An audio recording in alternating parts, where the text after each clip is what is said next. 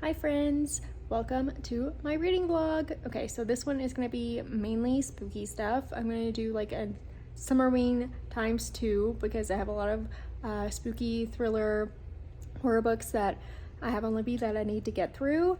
And first up is The House in the Pines. I think this is by Anna Reyes, but I could be totally wrong. But I'll put a picture of it up here. But basically it's about a woman who is suffering with some mental issues, also kind of like addiction problems, a little bit with drinking and pills. So that's an aspect that's going on in here. So trigger warning there if that's an issue for any of y'all. But she stumbles across a YouTube video of a young woman sitting across the table from her high school boyfriend named Frank. And as she watches this video, this woman just plops down, and they're sitting in a diner, and this woman just her head plops down and she is gone. She is dead. And then Frank that's sitting in front of her looks up at the camera, and that's the YouTube video. And she's like, oh my gosh, because whenever she was in high school or about graduating high school, about to go to college, she was dating this Frank guy, and her friend passed away pretty similarly, unknown circumstances, very sudden, and she always thought it was Frank. And then everyone just thought she had some mental issues because mental issues ran in her family. Her aunt suffered pretty badly, so everyone around her just thought that she was mentally unwell, and she started to go into therapy and things like that and get on medicine for her mental illness if she does have it. But so far I am liking it. It's really just setting up the story of what's going on in her life, her relationships, and then her seeing this video, and she's dealing with these addiction issues and trying to hold up her relationship. But then this video kind of is upending everything, and it's really having her struggle.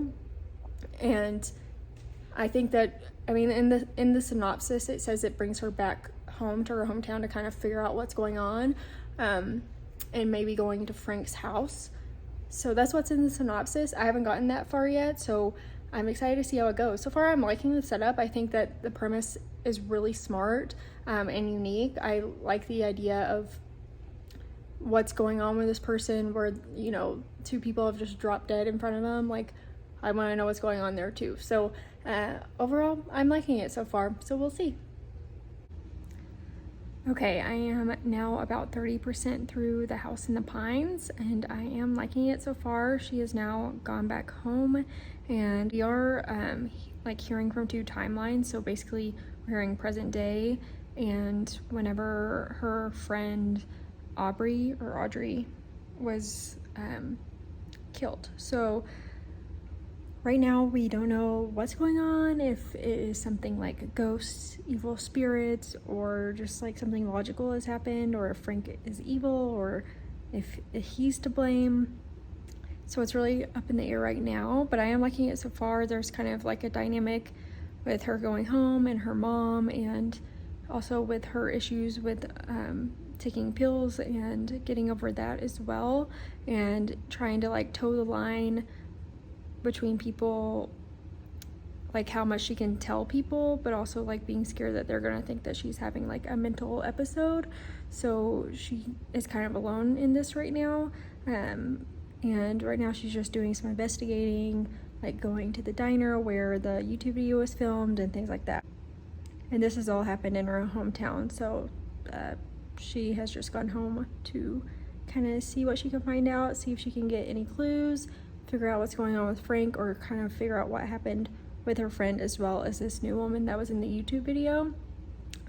So far I am liking it. I like that we are getting both the timelines, because it seems that the present day is going to be pretty fast paced in over just a few days time, because she does mention that she is trying to only take 3 to 4 days off work to go home and discover what's going on here and get some answers. So I am liking that there's two timelines, and I feel at this point, now that she's back in her hometown, I do think it's gonna speed up a little bit. So yeah, I'm excited about it, and I will give you an update later.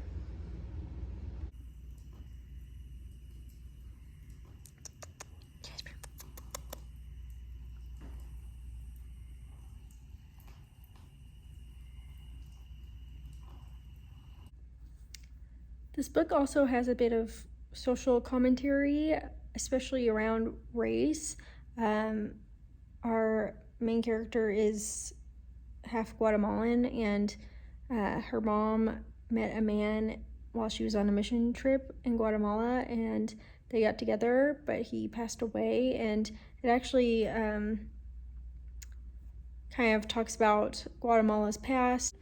It goes into Guatemala's history a little bit, like the Chiquita banana issue, and how they've been absolutely horrible for the country, as well as how the U.S. has played a huge role in their civil war and a lot of the downfall and tragedies that have happened in the country. So I'm enjoying that. Also, if that's something you've never heard of before, Bailey Sarian has an amazing episode of Dark History about this subject, and I highly recommend it. It was something that I hadn't heard of before, and I learned a lot from it, and it's super interesting to learn about, and probably something really important and something that we would never be taught in history class or in school. So I highly recommend giving that a watch. But I am liking that aspect of this as well, and I'm curious how her history and her family's history and past in this area with the Mayans, if that plays into the rest of the story and what's going on as well. So I'm wondering what's going to happen there, and if the history with that plays in a little bit more. But I'm liking that about this book so far as well. I think it's a really important subject, and I like that you're getting, you know, a little bit of history and learning in here with that. So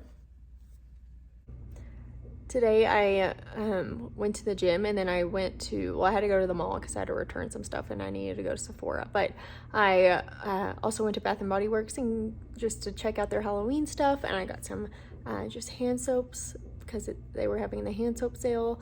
And then I just hopped around, looked at Halloween decor. I went to Home Goods, Ross, Michael's, World Market. World Market didn't really have anything, just some fall stuff. Dollar Tree actually had a couple of cute things in the the more expensive area, like the $5 spot, whatever it's called, at the Dollar Tree. But yeah, that's what I've done today. I'll put in some clips here. Michael's had a ton of really cute stuff. Like Michael's are really outdoing themselves this year. I'm loving like their Edgar Allan Poe line. I'm really into it. Super cute. But also it's like so expensive. It's not, I think everything's cute. It's just like not stuff that I'm like, I need that or I can't live without it. Because I am limited on space when it comes to Halloween decor, and I already have quite a bit. So yeah, but I'll insert in some clips and I might do a voiceover. Who knows? We'll see. But yeah, that's where I'm at now with everything, and I'll update you in a little bit.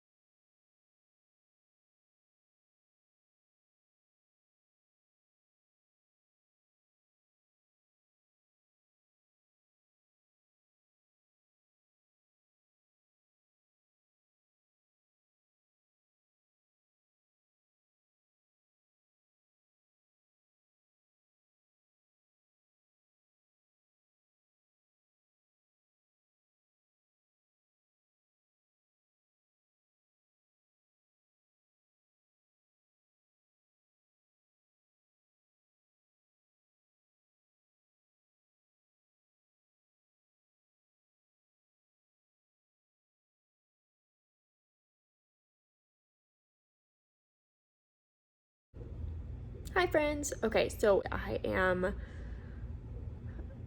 a little over 80% into The House in the Pines. The past few chapters have been kind of weird. There's been stuff happening that I'm like a little bit confused by, but it's getting explained as time goes on. Also, we are just now finding out or getting to the point where it goes into what happened to her friend when they were younger, and when it hits that point, you know, some things come to light, and I did not expect them. I did not see those things coming, and it is making a lot more sense now that we found those things out. At this point, is it scary? No. Is it frustrating? Yes. I wouldn't say it's creepy exactly, but the situation is just like really frustrating and uncomfortable, and I'm like, come on, like with these characters, I don't know. But I'm gonna finish it tonight and hopefully start another book tonight as well. But previously, when I had talked to you in the last clip, I had mentioned how her dad's book was brought up in like the past with her family is in there. And well, did I mention her dad's book? Her dad was a writer, so she does have like a book or part of a book that he wrote. I thought that that might play a part in the story, insofar it is, and it's like weaving it in a way, which I think is clever. It has gotten a little bit confusing switching back and forth from present day to back when she was like 18, like turning 18. So that's been just a tiny bit hard to follow, but overall, can't complain. I'm liking it. Am I loving it? No, but I think it's good. And I'm hopeful that in this last 20% that a lot of stuff comes to light and everything gets tied up really well, because I still have a lot of questions. So yeah, that's where I'm at now. I'll give you an update when I'm done. Okay, I just finished it, and that was really disappointing. Super anticlimactic. Nothing happens really at the end. You don't really learn anything new from when I last updated. I thought something crazy was gonna happen, and no. What a bummer. I mean, because the premise is so good. Like, I think it's super interesting and unique, and the like twist or whatever is kind of unique, I guess, but also kind of annoying. I don't know. I'm frustrated with it, but I think it's okay. I'm gonna give it 2.5 stars. I was gonna be around 3 if the ending wrapped up well, but no, that was a bummer. Just not very good. I didn't really care about the characters all that much. I wanted something like really wild to be going on, and no, it's not that at all. And then once you find out what is going on, you're just kind of like, oh, okay, well, fine. Yeah, I don't know. Definitely a bummer. Not the best. Did I hate it? No. Would I recommend it? No. But it was fine. 2.5 stars. It could have been worse. Man, that ending was just annoying. It really was frustrating. I thought something was gonna happen, or at least like literally I wanted anything to happen, and it did not. The last 20%, nothing happened after that. Okay. Disappointing. But anyway, that's my update. I'll let you know once I'm reading my next book.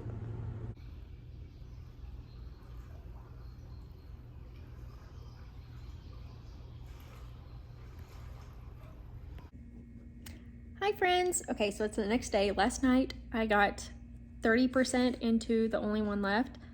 It's so good so far. I am absolutely loving it. I am shocked by how good it is. I love the atmosphere, this old mansion, like the gothic feel of it all. I love the like lore of this family, and about this woman who supposedly killed her family. Who knows? But I'm loving it. It's so good. I we are hearing kind of the POV of the caretaker, and we're also hearing like the woman, what's her name?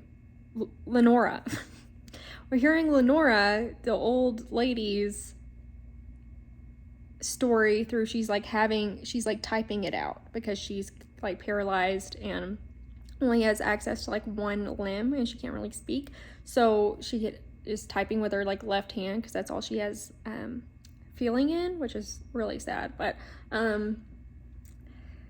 it's so good so far. It starts off basically our main character, what is her name? Starts with a K. Kit. I think her name's Kit. Oh my gosh. I'm horrible with names. Have you noticed? It's like every video I'm like, I don't know their name. So I think it's Kit. But she is a caregiver, and she's been a caregiver for 12 years. And then at the beginning of the story, we find out that she had recently been on leave from her work for 6 months because there was an investigation with a patient and something that happened with a patient, and she was kind of being held liable, but there wasn't enough proof, so she just had 6 months of leave. And when she came back, they gave her this client because no one else wanted to take this client because everyone thinks that she's like a murderer, a serial killer, so, and that she killed her whole family, and they don't want to go take care of her, so she's stuck with it. But it's kind of interesting because, you know, she also has like this thing going on in her life where people believe she did something really horrible, so they both have that going on, and there's a parallel there that I'm really liking. But overall, the atmosphere is so good. I am really shocked. Like, Riley Sager, way to go. I'm loving it so far. It's having like, it has very much like Crimson Peak kind of feels, which I love that movie too, like for gothic vibes. If you've never seen that, go watch it. It's so good, like just for the ambiance. Like, truly. But yeah, we're kind of at the point now where Lenora is talking about, well, or typing about what was leading up to the murders and about her family dynamics. And so we're learning a little bit about that. And I also love just like stories about rich people and ultra wealthy. So I'm loving that aspect of it as well. So right now we have gothic house, mystery, a little bit of spookiness. Is there a haunting? You know, the staff within this house, the last woman that was her caretaker has just left. So why did she leave? And there's so many aspects of it. It's like, is there a haunting? Is there a mystery?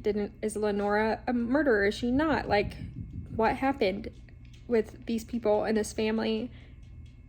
But all while being in this super spooky house, this mansion. If you've ever been to the Breakers, or it's in Newport, but there's like it's in Newport, but there are like 3 houses. There's the Breakers, the Marble House. I can't remember the name of the other house. But if you've never been there and you happen to go to Newport or be in the area, you should definitely go. And I'm so excited that I've been, because I'm like imagining like the Marble House, and that is this house. That's what like I'm envisioning in my brain, and it's making it so much better. I am so excited just because she talks about how there's a lot of marble in this home. It doesn't feel homey. It feels really cold. And it's so funny because whenever we went to Newport and we toured these houses, especially the Marble House, it felt so cold. And I was just like, I can't imagine living here because this doesn't feel home, like a home at all. Because like literally every single wall is made of marble. It's just like a stone house. But that's what it feels like. I'm loving it. I'm so excited. I have been wanting, like, this is just the story that I needed. Like, truly, I am loving it so far. I mean, even for the atmosphere alone, I can't imagine giving it any less than 4 stars. But I'm loving the story too. So I just had an interview, and I'm probably going to read some more. I'm trying to think. It's too hot outside to do anything. I wish it's like 100 degrees. So I wish it wasn't, and I wish I could go sit by the pool and read, but it's far too hot. So I guess I'm just gonna hang out here and read and live life. Who knows? But I'll update you later when I have some more to say. So bye.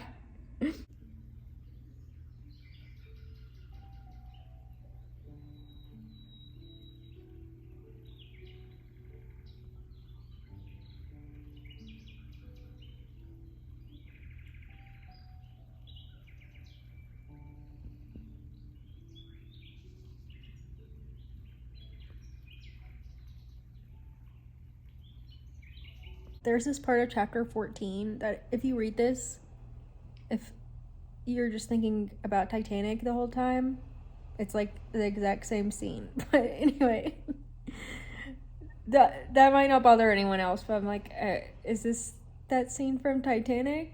Ugh, where Jack saves her? So anyway, just wanted to mention that.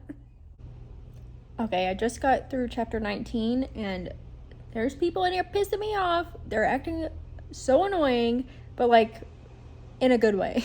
Like good for the story, but it's like frustrating. Like there's stuff going on, a bit of a twist happened. Lenora is being annoying, totally unreliable, don't know what's going on with her. This old lady that can't move. I don't know. That she's frustrating me. And then there's another character in here that's like totally frustrating too. But you know, just like when in a story when like there's this person saying something or actually telling the truth and no one will listen to them and it's so frustrating, that's kind of what's happening right now. But yeah, just wanted to mention that. Remy says hi. He doesn't say anything actually, but there he is. Hi friends. Okay, it's Saturday now and I just finished The Only One Left. I really enjoyed this book. I had a lot of fun. It was just such a great time, and once the twists started twisting and stuff came out, there were quite a few things that I figured out or assumed, but I wasn't totally spot on, and there were more twists that kept happening that I was like, oh, like more things came to light that I was surprised by, pleasantly surprised by, honestly. And the big reveals, like there's like 2 big reveals, but I pretty much assumed those. I really thought that was probably like a possibility, but I was never like 100% for sure on it though. I was still kind of like, well, maybe it's this, maybe it's this. So I was still pretty surprised by everything, and in the end I am really happy with it. I think that it ended really well. It wrapped everything up. I don't think that there were any loose ends, like especially with something like this with so many layers and like generations of families and, you know, decades long from when the first murders happened to now. It's like, it's pretty surprising that there was nothing left out. I truly think that like everything was wrapped up pretty neatly. The writing was great. It was fun. I love how we went from the like typed up story to Kit's point of view and back and forth, and the way that was written and played out and the timing of each of those was done really well. That was really impressive to me. I want this to be a movie so bad. Like I feel like this would be an amazing movie, even though now I know what has happened. I just feel like with the atmosphere, all the feels of you know, being on this cliff and this house in, you know, disrepair, and just like the spookiness of that, and almost like they are in a town and in a city, but it's almost like that you feel as if everyone's trapped there. It is really effective at being a little bit spooky. Now, in the end, would I say it was scary? No, but I did enjoy the atmosphere. There was definitely some thrilling elements to it, and it felt pretty fast-paced. There wasn't any point in it where I was bored. So overall, I really enjoyed it. I don't know if I'm going to give it 5 stars. I think I'm going to give it 4.5 because it wasn't perfect, but overall, I really liked it. I liked it a lot. So I highly recommend it. Give it a read. It's fun. Like, you can't go wrong. Also, it doesn't feel super fall-y. Like I think that you could read this at any time and it would work out well. So I like that, especially like because I'm a seasonal reader. I think that that's great. But overall, a really good read. I'm super satisfied with it. Probably my favorite Riley Sager so far. So yeah, I can't complain. I'm really happy with how it ended and how it all came together. It was a good one. Hi friends. Okay, so an update now. I am actually pretty far into my next book. I haven't given you an update, but I'm reading Weyward by Amelia Hart, and so far I'm really enjoying it. It's not super spooky. Like I was thinking this was going to be a spooky vlog, and initially I thought that this book was spooky or like scary in some way, just simply from the cover and the name, but it turns out it's definitely more of it's kind of like loosely a fantasy. I mean, there's like witches and magic supposedly in this, but I haven't really hit the magic area of it yet.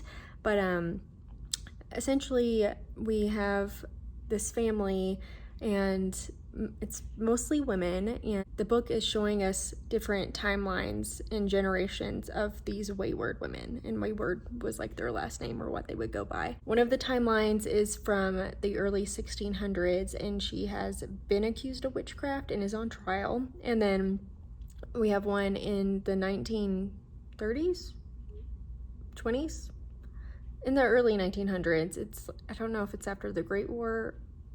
A war has just happened, but we're hearing her, I want to say she's like 16, 17. She's still really young, and we're hearing her point of view. She lives in this estate with her dad and her brother. Her mom, who was a Weyward woman and part of the Weyward family, she passed away when her brother was young, her little brother. So and she assumed that he had passed away, she had assumed that her mom had passed away giving birth to her brother, but she doesn't really know much at all about her mom, and she's trying to learn and finding things out. There's a lot of aspects going on there with her growing up, coming of age, and as well as some issues with her dad not understanding. No one wants to talk about her mother and tell her the truth about who her mother was or who her family was on that side. So that's kind of her trying to discover herself, find out what's going on. There's also another aspect about a family member coming into town and her being on her best behavior while he's there, kind of thing. So that's the second timeline, and the third timeline is present day. We have the great niece of the 16-year-old that I was just talking about. So she's related to the 16-year-old from the 1930s, from the 1930s. And in that scenario, she is leaving an abusive relationship, and her great aunt left her cottage. So she has fled to stay in this cottage. Her husband did not know that she was gifted this, so he cannot find her. I don't really know if he's really fully aware that she even had family out there, because she said that she had only been there once in her life for a funeral. So yeah, but that's where we're at right now. Up until this point, I mean, I'm honestly pretty far through. I think I'm like 50-ish% through, but we haven't gotten a ton of magic. It's really just like talking about this family and them building stories around each person and each timeline through the generations in this family. It does seem that there is some witchy stuff going on. Like it seems like there's like animal familiars and insects and animals really catering to these women. And the last two don't even know about their ancestry or like witches. There's like rumors about their family and their ancestors like being witches, but they don't know. They're not aware. And so it's kind of like all of them are learning, except for the original one from the 1600s, who is being put on trial for being a witch. So I'm really liking the setup. I am liking how the timelines are written. Like sometimes they can be really confusing, but each one it's like it's a new chapter. We're listening to this person's story, and it clearly marks like whose story we're listening to at what time. So that's really helpful, because I know sometimes with these like intergenerational stories it can be hard to follow along. Not having an issue at all with this one in that area, and so far it's really fun. I do feel like the magical atmosphere of it, the atmosphere is honestly really good. I think especially when it comes to animals, insects, flowers, just nature in itself, it's really pulling through the atmosphere there, and I'm loving it. I'm loving that area of it. Definitely a great summer, spring read, so I'm happy I'm reading it right now. Is it spooky? No.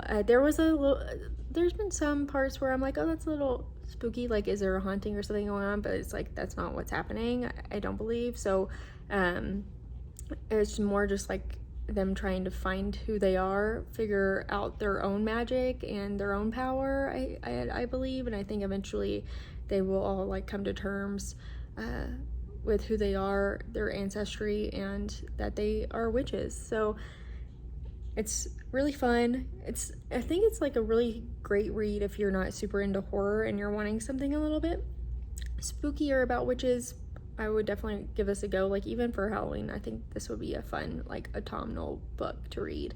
But so far I'm really enjoying it. Yeah, but I will update you a little bit later once I get done. We're gonna go see, we saw Barbie yesterday. It was so good. I loved it. It was way better than I even anticipated it being. And tonight we're going to see Oppenheimer. So probably won't read much more tonight, but my library loan for this book is up in a day or two. Like it's up soon, so I'm gonna finish it tomorrow either way. So yeah, I'll update you then. Y'all, I really loved Weyward. It ended up being so good. You know, it really is just about these women and their family through generations, and like generational trauma, and like breaking free and really coming into who you are. I really liked this. Do I think that the premise is super unique? No, I don't think so, but I don't care because I really liked it. I liked each of these women's stories. I loved their growth and how they learned of their power and took hold of it, and you know, made their lives something that they wanted it to be, and really embraced what they could. And yeah, there was something about it that was really inspiring. Now, I will say this is not like super lighthearted. There's so many triggers in here. Like it actually gets pretty dark at times, like the things that happen to them. So please be aware of that. It's not like a lighthearted, cozy read at all. There are a lot of intense topics in here. But overall, I really loved each of these women. The stories, especially for Violet, the middle one, were really brutal. Like what she went through was really hard. I mean, same with all of them, went through really hard things in their lives. So, but in the end, wow, I really like them. I think this is the perfect like pre-Halloween or spooky read that is not horror, like a spooky read that's not scary. That's probably the best way to describe it, because there's witches in this atmosphere of something dark happening and something dark going on to these women, and then them learning of their craft and power, and there's something really magical about that. And you know, not scary, but a lot of heavy topics, so just be aware. I definitely recommend it. I think you should give it a read. I think it's the perfect August into summer, headed into spooky season vibes. And there's something about these women and their relationship with animals and bugs and plants, insects, everything that really just I vibed with so hard. I loved it so much. And yeah, overall, I can't complain. I really like this one and highly recommend it. Definitely give it a go. Know that it's not lighthearted and cozy. Just be aware of that. It definitely gets dark. But as far as a witchy fantasy and a little bit of like a girl power feeling, go for it. This is it was so good. It was just so good. I really enjoyed it. I'm giving it 4 stars because I don't think it was perfect, just mainly because the stories aren't super unique or anything, but I don't care. I really enjoyed it. So I'm giving it 4 stars. I think you should definitely give it a read. Yay. I'm so happy that we ended on a good note. I mean, one flop over the span of this vlog is not too bad, and I'm okay with it, especially considering the last 2, like the only one left and Weyward, have been so good, and I have enjoyed them so much, more than I anticipated. I'm happy. I'm happy with this reading vlog and how everything ended up going. But that's the end of this one. I am going to be reading a lot more spooky stuff in August this month. My August TBR is up if you're interested, and I have been filming my next reading vlog, so stay tuned for that. And my July wrap up will be up soon as well. So yeah, if you have any questions or recommendations, please put those below. I would love to chat with you. And thank you so much for watching and making it through this video, because I know that it was a long one, but thank you so much for coming along for the ride, and I can't wait to see you in the next one. Now please like and subscribe, that helps me a lot, and I hope you have a lovely day.